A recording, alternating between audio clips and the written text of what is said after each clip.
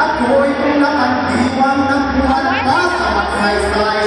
Taos pusong kumabati at nagpuputan. Dala ko rin ang pag-asa na may magtagumpay.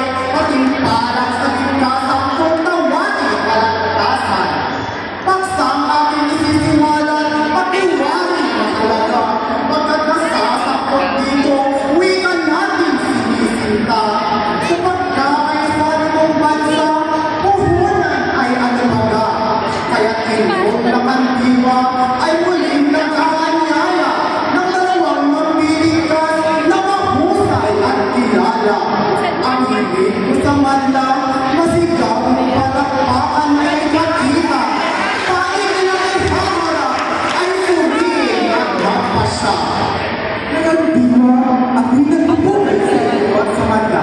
Umitang Pilipino sa ligan sa magkakaisa. Ito ang bilang puso sa bawat sulit ng bansa. Bilang simulan ng kaya, kalayakan ay kanta. Sa kasaysayan ng ating bayan, ito'y ating nasaksihan. Wikang Pilipino, naging ilaw sa madilim na daan.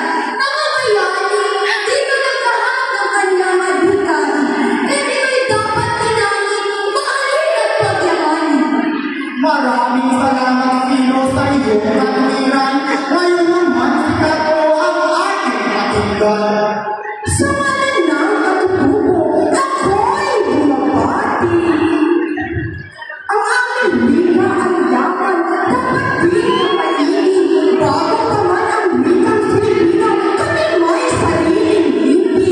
Wika'y buhay na tradisyon, sa puso'y mananatili.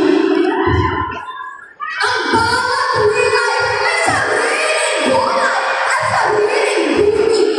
Dito nakatao ang kultura at iba't giting. Sayang mo. Kami mo'y pangalaman, pipigil. Sa yaman ng lahi, sa wansana iwaksi.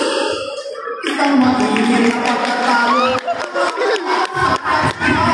Pinoy na iyong magsalita at iyong paglaban. Ika'y aking ginagalang sa iyong paninindigan. Ngunit ikang Pilipino'y siyang tunay sa bawat mamamayan.